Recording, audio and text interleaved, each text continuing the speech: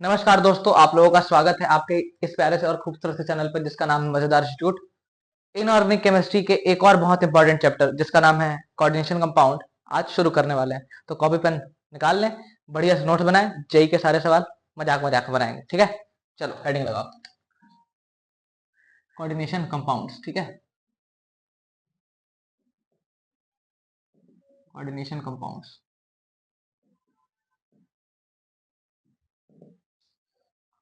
Coordination compounds, अच्छा। Inorganic chemistry में पढ़ाते हैं, 2 सवाल आ जाते हैं इससे, है ना।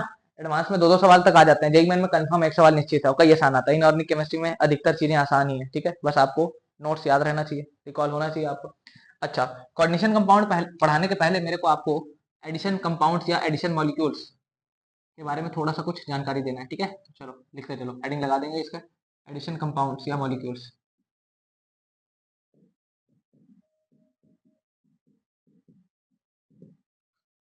तो ये क्या होता है? These are formed by the mixture of two or more than two salts। ठीक है, दो या दो से ज्यादा सॉल्ट्स को अगर आप मिलाते हो ना तो आपके पास एडिशन कंपाउंड या मॉलिक्यूल बनता है। ठीक है, जैसे एग्जांपल हम लोग देखें तो एग्जांपल हम लोग लेते हैं कार्नेलाइट का, KCl MgCl2.6H2O। एक एग्जांपल हम लोग लेते हैं मोहर सॉल्ट का,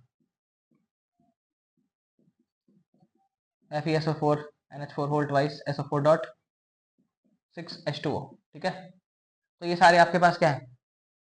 एडिशन कंपाउंड्स। क्यों? देखो, एक सॉल्ट ये, एक सॉल्ट ये, दो सॉल्ट्स को या दो से ज्यादा सॉल्ट्स को मिला के बना है ना, दो सॉल्ट को मिला के बना है। एक और एग्जांपल लिख लो,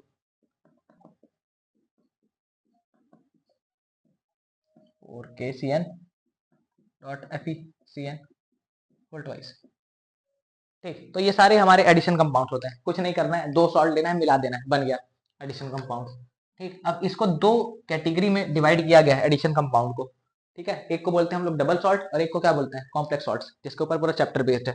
ठीक है, this can be categorised, spelling पर ध्यान नहीं देना है ज्यादा आपको, इन टू टाइप्स। दो टाइप पे कैटेगराइज किया गया है इसको। सबसे पहली बात, जो पहला है वो आपके पास है डबल सॉल्ट, फिर उसके बाद है कॉम्प्लेक्स सॉल्ट्स।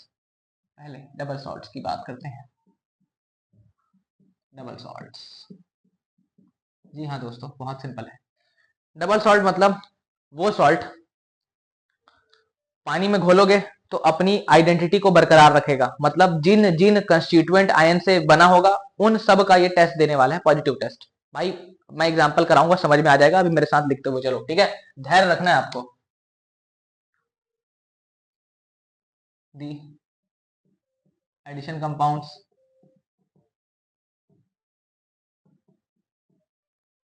which gives, नहीं यार,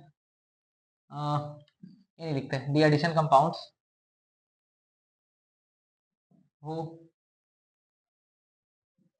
retains their identity of ions in aqueous solution are double salts। मतलब वो आयन जो एक्वा सोल्यूशन में भी अपनी आइडेंटिटी को बरकरार रखेगा, वो सॉल्ट ना। अभी एग्जांपल लिखूंगा, समझ में आ जाएगा, देख लेना। ठीक, एग्जांपल में पहुंचेंगे हम लोग आगे। ठीक है, सबसे पहली बात, ये केवल सॉलिड फेस में ही एग्जिस्ट कर पाएगा। क्यों कर पाएगा? देखो मैं इसी को ही समझा देता हूँ। एग्जांपल लिखते हैं अपन, ध्यान से देखना। ये आपके पास ये जो कार्बोलाइट का एग्जांपल, इसको उठाते हैं अपन,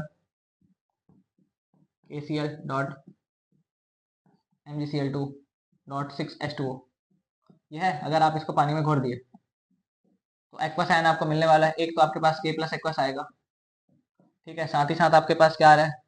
Mg2 प्लस एक्वस, और साथ ही साथ आपके पास एक और आएगा, जी हाँ, मैं क्लोरीन माइनस एक्वस की बात कर रहा हूँ, Cl माइनस एक्वस। ये 3 आयन आपको मिलेंगे, इन तीनों से ही तो मिलके बना है ना।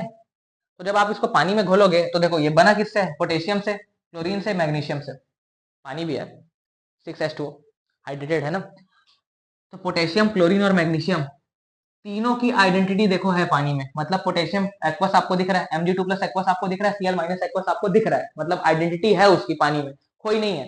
ठीक है, अभी क्योंकि जब कॉम्प्लेक्स सॉल्ट कराऊंगा ना तो तुम लोग रिलेट कर पाओगे कि मैं क्या कहना चाह रहा हूँ। ठीक है, तो अभी के लिए लिखो बस।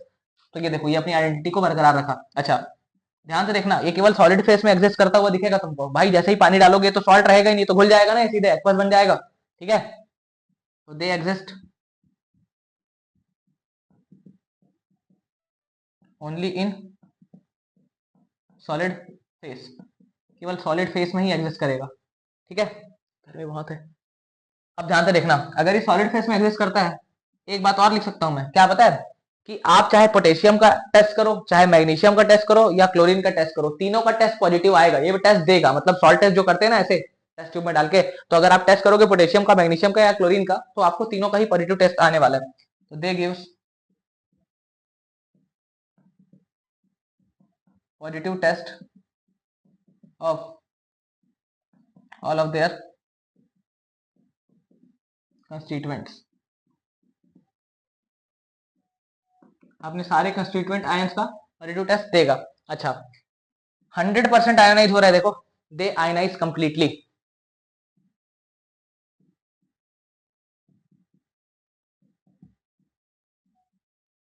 ठीक है, तो ये आपका होता है कुछ इस प्रकार डबल सॉल्ट।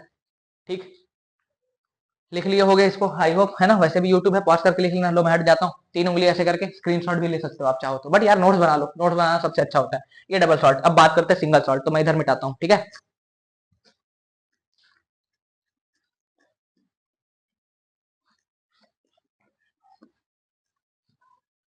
चलो सिंगल सॉल्ट क्या होता है, पगला गए हो क्या, कॉम्प्लेक्स सॉल्ट आएगा यार, कॉम्प्लेक्स सॉल्ट। ठीक है, भावुक मत हुआ करो। कॉम्प्लेक्स या कोऑर्डिनेशन ही बोलते हैं इसको भी, कॉम्प्लेक्स कंपाउंड या कोऑर्डिनेशन कंपाउंड्स या सॉल्ट बोलो आप। ठीक है, ये क्या होता है, सबसे पहली बात, the addition compounds who does not retain, वो अपनी आइडेंटिटी को रिटेन नहीं करेगा, मतलब सारे आयंस की ना, दी addition compound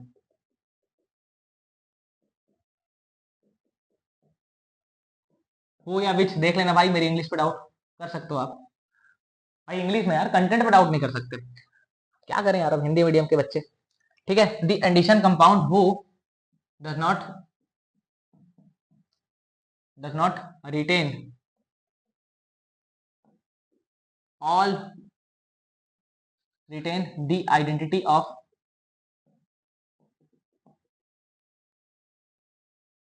all of their constituent ions, all of their constituent ions, मतलब सबकी आइडेंटिटी को रिटेन नहीं करेगा, हो सकता है कुछ मिल भी जाए, बट सारी की आइडेंटिटी रिटेन नहीं करने वाला। जैसे इसमें पोटेशियम, क्लोरीन और मैग्नीशियम तीनों का टेस्ट मिला ना, यहाँ नहीं मिलने वाला, तीनों का नहीं मिलेगा, हो सकता है किसी एक का मिल जाए, है ना, सबका नहीं मिलेगा। अब ध्यान से देखना, यहाँ पर हम लोग इसी को आगे चलते हैं। अब जैसे मैं एग्जाम्पल लिखूं आपके पास, तो मैं उठाता हूँ ये 4KCN FeCN ट्वाइस। ठीक है, आप इसको पानी में डालो, तो आप जब ऐसा करोगे तो आपकी एक्सपेक्टेशन क्या है कि आपके पास एक K प्लस एक्वस आना चाहिए, आपके पास एक Fe2 प्लस एक्वस आना चाहिए, और आपके पास एक साइनाइड भी आना चाहिए, माइनस बैलेंस कर लेंगे रिएक्शन ना, Cn माइनस एक्वस ये आना चाहिए। तो ये क्या है आपके पास, ये आपकी एक्सपेक्टेशन है। अब जानते हो ना एक्सपेक्टेशन और रियलिटी में फर्क होता है, तो ये तो आपकी एक्सपेक्टेशन है, तो ये होगा नहीं, क्या होगा, रियलिटी देखो, रियलिटी चेक। तो ये इसकी रियलिटी है, रियलिटी में क्या होने वाला है देखना, ये आपको ऐसे नहीं मिलेगा, ये आपको इस फॉर्मेट में मिलेगा 4K प्लस, और साथ में आपको क्या मिलेगा, FeCN6 4 माइनस, ये इस फॉर्मेट में मिलेगा आपको। अब ध्यान से देखना, ये क्या क्या चीज है, ये सब आइटम आगे आने वाला है, ये इस फॉर्मेट में मिलने वाला है। इसको कोऑर्डिनेशन स्फीयर बोलते हैं, इसको सेंट्रल मेटल आइटम बोलेंगे, इसको लिगेंड बोलेंगे, ये काउंटर आयन है, अभी आगे आएगा सब। ठीक है, ये ऐसा क्यों दिखा, टेंशन मत ले, अभी सब समझ में आ जाएगा। ठीक, अब ध्यान से देखना, यहाँ पर आयरन है लेकिन उसका टेस्ट मिलेगा नहीं मिलेगा, साइनाइड भी है लेकिन उसका टेस्ट मिलेगा नहीं मिलेगा, क्योंकि ये ऐसा कोऑर्डिनेशन स्फीयर के अंदर दोनों दोनों क्या बना लिए, कोऑर्डिनेट बॉन्ड बना के एकदम जवाब बैठे हुए हैं, कोऑर्डिनेट बॉन्ड बनता है, आगे पढ़ोगे, ठीक है। अब ध्यान से देखना, तो यहां से मैं एक लाइन लिख लू क्या, they do not give, they does not give, यार जो भी देख लो यार भाई, give positive test of all of their constituents, ठीक है, सबका टेस्ट नहीं देंगे। अच्छा एक बात और, ये आयनाइज तो ये भी होता है, देखो आयनाइज हुआ है लेकिन ये पूरे तरह से अपने आयन में ब्रेक नहीं होगा, ये कैसे ब्रेक हुआ है, काउंटर आयन, और ये क्या है, कोऑर्डिनेशन स्फीयर, इसको क्या बोलते हैं, काउंटर आयन, अभी पढ़ोगे ना, अभी के लिए लिख दे रहा हूँ, इसको क्या बोलते हैं अपन, काउंटर आयन, इसको क्या बोलते हैं, कोऑर्डिनेशन स्फीयर, ठीक। अभी मैं लिखूंगा आगे, ठीक है, ये आगे आएगा, अभी टेंशन मत लो। दे ionises in the form of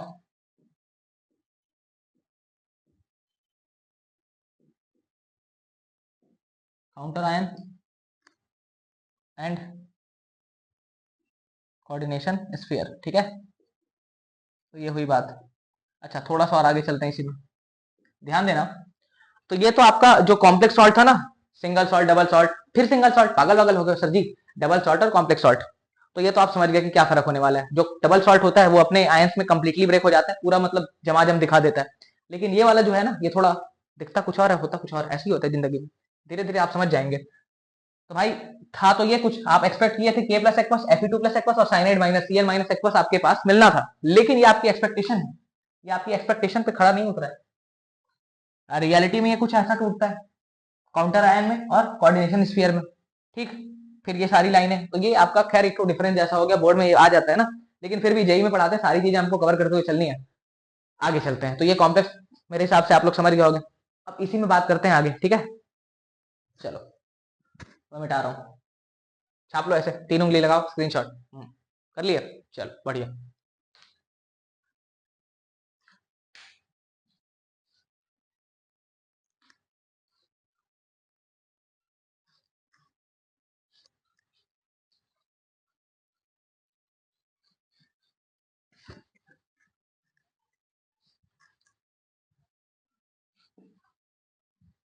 अब ध्यान से देखना आगे, ठीक है, रिप्रेजेंटेशन देखना है, रिप्रेजेंटेशन कैसे करते हैं, तो रिप्रेजेंटेशन जो है उसका कुछ ऐसा रहेगा, देखना है, ये आसान है, भयंकर आसान है यार, केमिस्ट्री बहुत आसान होता है,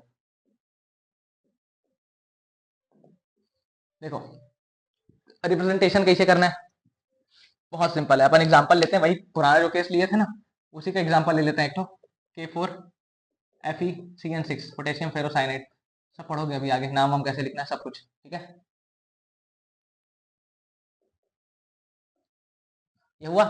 अब देखना, ये क्या है आपके पास, ये है आपका कोऑर्डिनेशन स्फीयर, जो स्क्वायर ब्रैकेट के अंदर लिखा हुआ है ना, स्क्वायर ब्रैकेट में बना हुआ है, उसको क्या बोलते हैं अपन, कोऑर्डिनेशन स्फीयर है, क्या है ये, coordination sphere, in which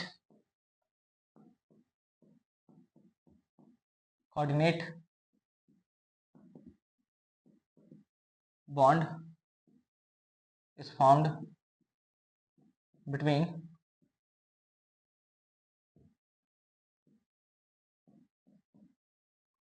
central metal atom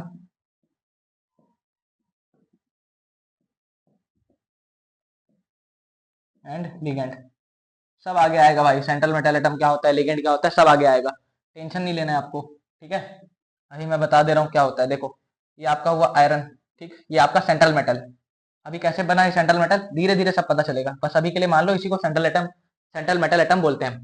यह लिगेंड, ये अपना लोन पे डोनेट करता है, गांव का बच्चा बच्चा जानता है कि साइनाइड के ऊपर -1 का चार्ज होता है, जानते हो ना, साइनाइड Cn-, तो ये अपना लोन पे इसको डोनेट करता है, साइनाइड, आयरन को, कितने साइनाइड है, 6 है, डोनेट करवा दो,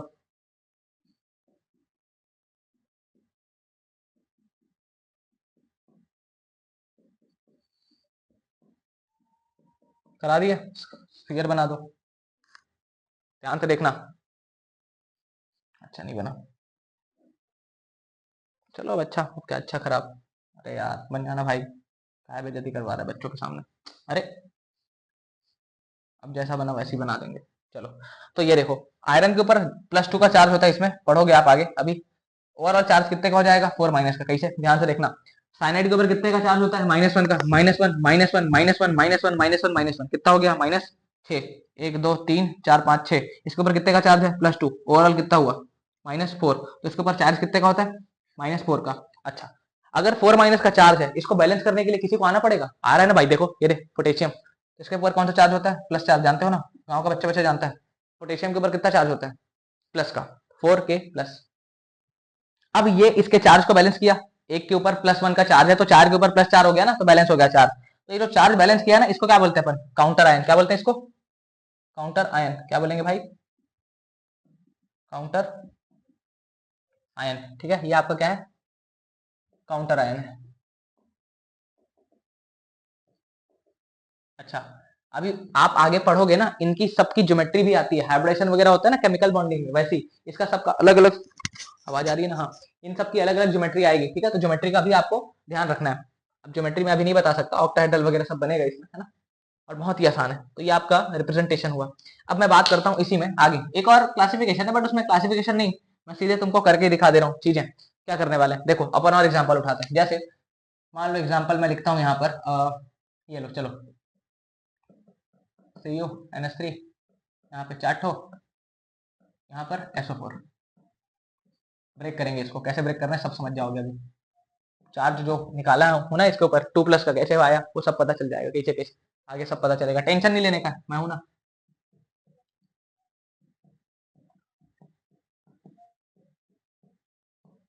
ठीक है, और है आपके पास एक, मान लो ये बना देते हैं।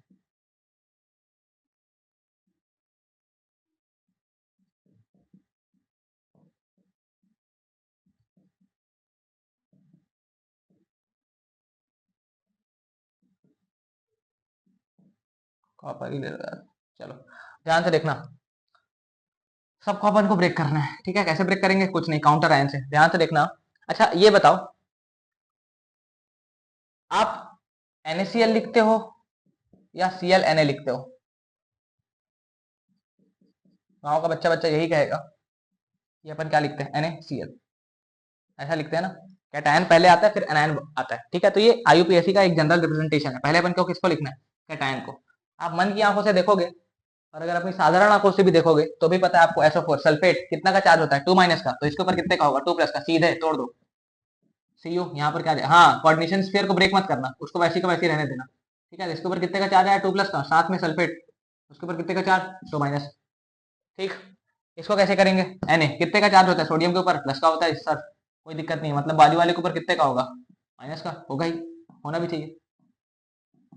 इसको कैसे ब्रेक करेंगे, अरे साफ साफ दिख रहा है, क्लोरीन के ऊपर तो -1 होता है।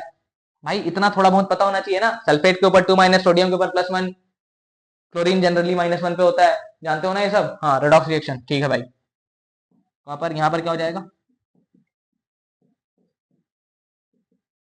और यहाँ पर आया Cl2, और बाहर क्या है, Cl-, यहाँ पर क्या आएगा, प्लस। अब ध्यान से देखना, जिस हिसाब से हम लोग ब्रेक किए हैं, पहले तो कैटायन है, बाद में एनायन है।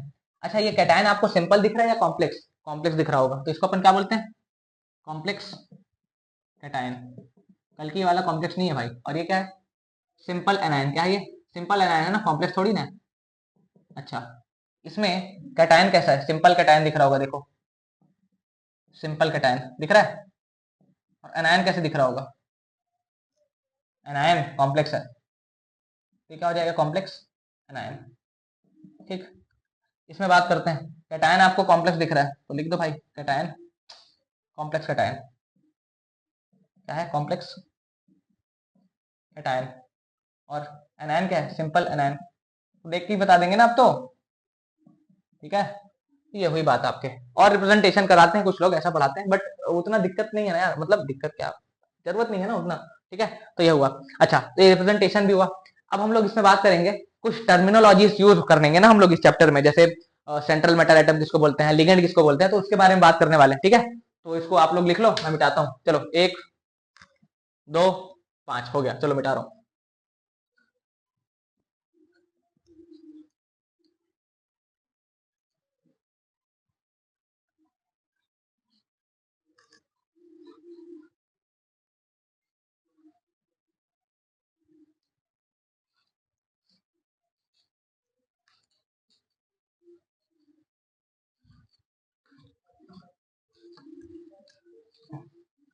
सब बढ़िया है, मजे में है। एक मिनट मेरे को दो समय, थोड़ा सा मैं इंक भर लूँ इसमें, तुमसे थोड़ी बातें भी कर लेता हूँ। देखो यार, जेई की तैयारी जो है ना, जंग जैसी है। अगर आप गिव अप कर दोगे ना, छोड़ दोगे ना, तो खत्म है मामला। बस लगे रहना है। सबसे होता है यार, शुरू में सबके साथ होता है, नहीं बनते सवाल। आप बोर्ड के लिए थोड़ी ना पढ़ रहे हो यार, समझो ना, कंपटीशन में उतरे हो, एंजॉय करो जर्नी को। अगर आपको अपनी जर्नी में मजा नहीं आ रहा है ना, तो तैयारी फिर बोझ जैसे लग रही है ना यार, फिर आप अपने आप को भ्रम में डाल रहे हो। आप घंटा तैयारी कर रहे हो, आप तैयारी नहीं कर रहे हो, ठीक है। तो भ्रम में नहीं जीना है अपने को, वास्तविकता में जीना है। मॉक टेस्ट लगातार लगाना है, खुद को हर रोज बेहतर बनाना है ना यार। धीरे धीरे सब बढ़िया हो जाएगा, ठीक है। और केमिस्ट्री का टेंशन मत लो, मैं हूं ना, मैं देख लूंगा। बस सवाल बनाते रहो मेरे साथ साथ। मेहनत करना जरूरी है यार, कोई टीचर आपको नहीं पढ़ा सकता अगर आप मेहनत नहीं कर रहे हैं ना। आपको लगता है कि आपको चीजें आती हैं, लेकिन ये भी आपका भ्रम है। आपको ऐसा लगता है कि आपको आता है, नहीं आता भाई। मॉक टेस्ट लगाओ यार, आपको अपनी औकात पता चल जाएगी, ठीक है। चलो, अब हम लोग बात करते हैं आगे, terminologies used in, terminologies, spelling देख लेना, बार बार बोल रहा हूं मैं। इन दिस चैप्टर, इस चैप्टर में हम लोग जो टर्मिनोलॉजीज यूज करने वाले हैं ना, उसके बारे में बात होगी। सबसे पहले मैं बात करता हूँ central metal atom. Central metal atom, इसको हम लोग प्यार से क्या बोलेंगे, CMA। गुस्से में भी CMA बोल देते हैं, ठीक है। चलो, तो सेंट्रल मेटल एटम क्या होता है? दिस इज, इट इज आएगा ना, it is the centre of coordination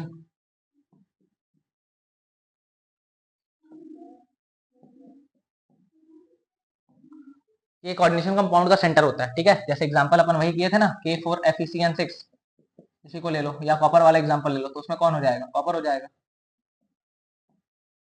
इसमें सेंट्रल एटम कौन है, आयरन। जो कॉपर वाला एग्जांपल लिए थे, कॉपर वाला,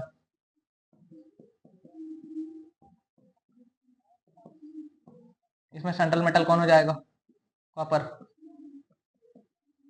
ठीक है। अब इसका काम क्या होता है भाई, ये कोऑर्डिनेट बॉन्ड बनाता है लिगेंड के साथ। अब लिगेंड के साथ इसको कोऑर्डिनेट बॉन्ड बनाना है, तो सबसे पहली बात, ये जो है ना, लिख देता हूं, it forms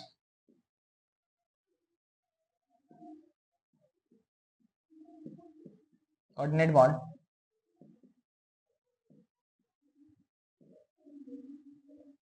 with ligand. Ligand आगे आने वाला है, ठीक है, with ligand through accepting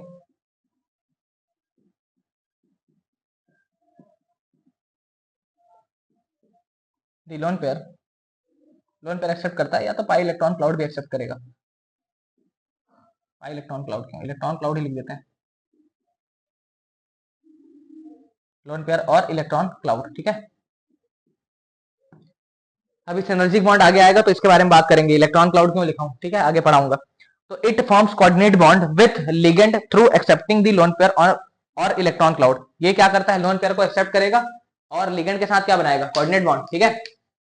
loan pair accept करके क्या बनाता है, लिगेंड के साथ कोऑर्डिनेट बॉन्ड बनाता है। अच्छा, रिक्वायरमेंट्स टू बी क्या, central metal atom, requirement to be CMA। CMA बनने के लिए क्या क्या होना चाहिए, सबसे पहली बात, स्मॉल साइज, मतलब मेटल का साइज क्या होना चाहिए, स्मॉल होना चाहिए, एंड हाई न्यूक्लियर चार्ज होना चाहिए। न्यूक्लियर चार्ज क्या होना चाहिए, ज्यादा, हाई न्यूक्लियर चार्ज, ठीक। दूसरी बात, हाई आयोनाइजेशन एनर्जी होनी चाहिए। आयोनाइजेशन एनर्जी क्या होनी चाहिए, ज्यादा होनी चाहिए। तीसरी बात, वो होना चाहिए, वो वो मतलब vacant orbital, having, must have, यार अंग्रेजी को देख रहे हो, must have vacant orbitals. Vacant orbital होना बहुत जरूरी है, तभी तो लोन पेयर को रखेगा, तभी तो कोऑर्डिनेट बॉन्ड बनेगा। ध्यान से देखना, तीनों कंडीशन में क्या क्या लिखा हुआ है। आपके पास लिखा है small size, high nuclear charge, high ionisation energy, और लास्ट में क्या लिखा है, मस्ट हैव वैकेंट ऑर्बिटल्स, ठीक है। ध्यान से देखना, हाई न्यूक्लियर चार्ज होना चाहिए। आप लेफ्ट टू देखो, मेटल बनाता है, मेटल आपको कहां कहां मिलते हैं, एस ब्लॉक में मेटल्स हैं, और डी ब्लॉक में आपको मेटल दिखते हैं। पी ब्लॉक में भी नीचे कुछ कुछ मेटल आपको दिखेंगे, एस ब्लॉक में है, डी ब्लॉक में और पी ब्लॉक में कुछ कुछ।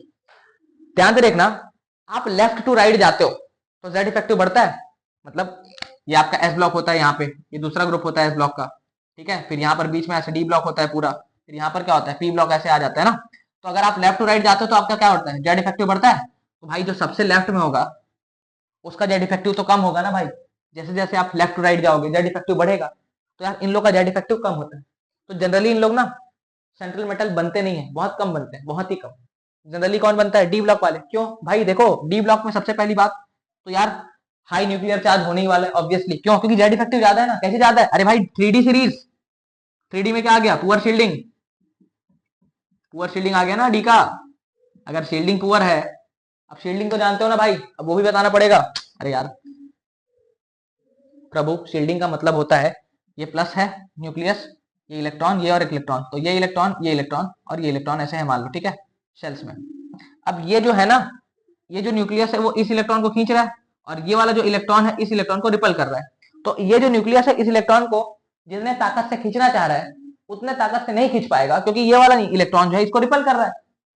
तो भाई ये वाला इलेक्ट्रॉन जो है पहले शेल वाला, इसको शील्ड कर रहा है ना, बचा रहा है ना इसके प्रभाव से, इसी को बोलते हैं शील्डिंग। तो भाई जो डी होता है ना उसका शील्डिंग कम होता है, उसका क्षमता नहीं है न्यूक्लियस के ताकत को रोकने का, तो न्यूक्लियस के ताकत को नहीं रोक पाएगा, तो लास्ट वाले को सट से खींचेगा ना, तो जेड इफेक्टिव बढ़ जाएगा। तो जेड इफेक्टिव अगर आपके पास बढ़ता है तो बढ़िया है ना, वहां तो लिखा है न्यूक्लियर चार्ज ज्यादा होना चाहिए, तो डी वाले लोग का ज्यादा होता है, बढ़िया, पुअर शील्डिंग कर। और पी ब्लॉक के भी मेटल बना लेते हैं, ठीक है। यहीं से मैं लिख रहा हूँ चीज, क्या लिखूंगा generally,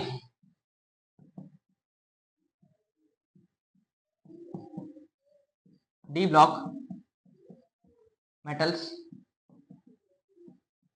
do favors to be CMA and form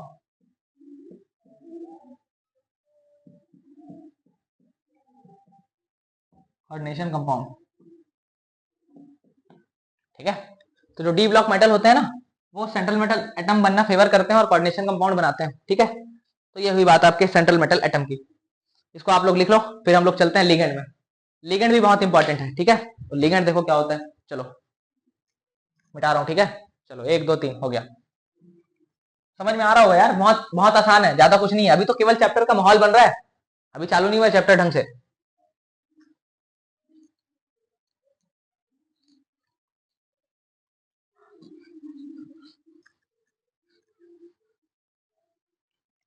फिर है आपके बाद नहीं मतलब आपके पास लिगेंड, दूसरे नंबर में लिगेंड। अब ये लिगेंड क्या होता है, ध्यान से देखना। वीडियो बन रहा है कि नहीं बन रहा है, हाँ बन रहा है, बन रहा है, पता चल रहा है, मेहनत किए जा रहा हूँ, वीडियो नहीं बन रहा, होता है ऐसा कभी कभी। देखो लिगेंड क्या होता है, द स्पीसीज which donates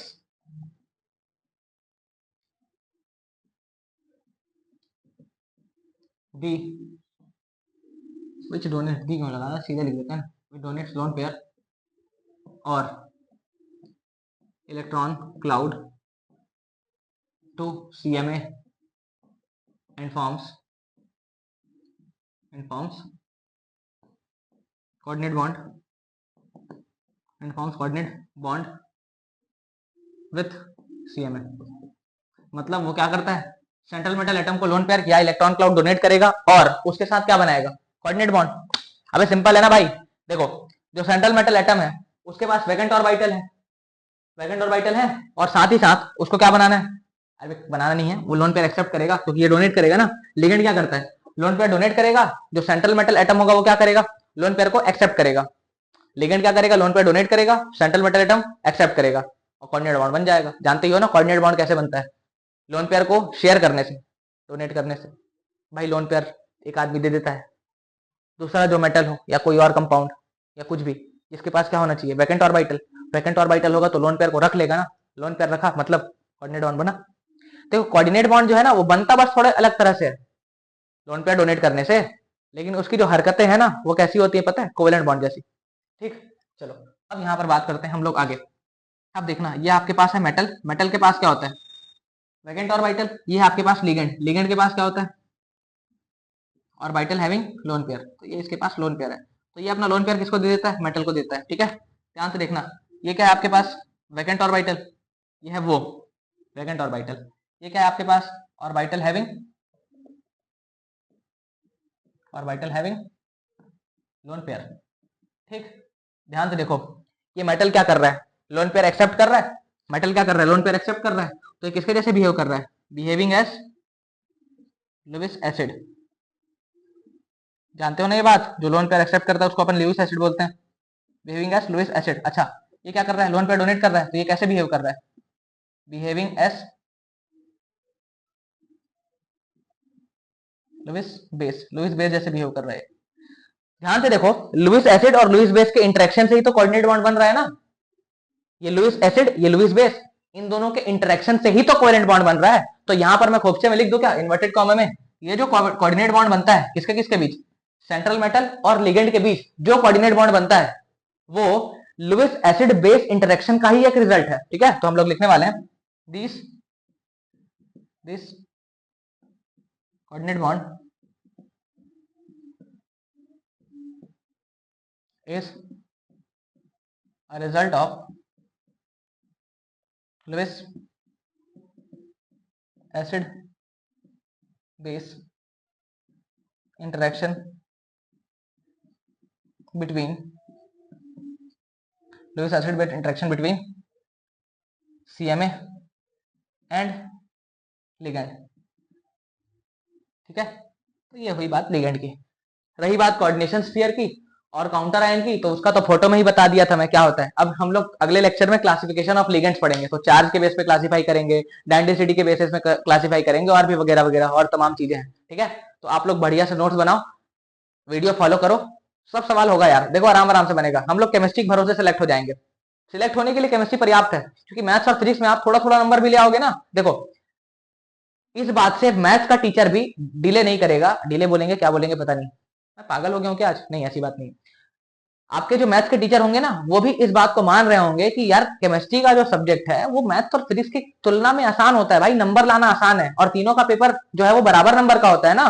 तो केमिस्ट्री में यार ज्यादा नंबर, अब भाई आईआईटी जाने के बाद ये थोड़ी पूछेंगे तुमसे कि केमिस्ट्री में ज्यादा पाए हो इसलिए हम लोग तुमको आईआईटी नहीं माने, अरे ऐसा थोड़ी ना होता है गुरु, चिल मारो भाई, आराम से होगा। चलो ध्यान रखना अपना, पढ़ते रहना, राधे राधे।